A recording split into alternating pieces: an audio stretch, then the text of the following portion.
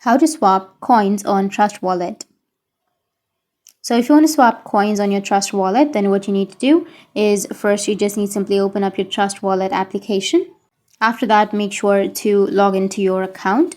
After logging into your account, now if you want to swap coins on your Trust Wallet, then what you need to do is just simply go with swap, which is on the bottom middle.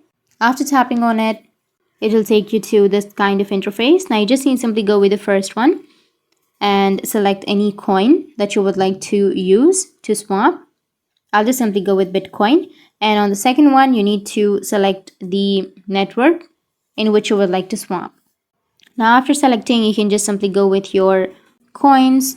And after selecting your coins or after entering your coins, if those are available, then you can just simply go with continue, which will be on the middle of your screen, and your coins will be swapped.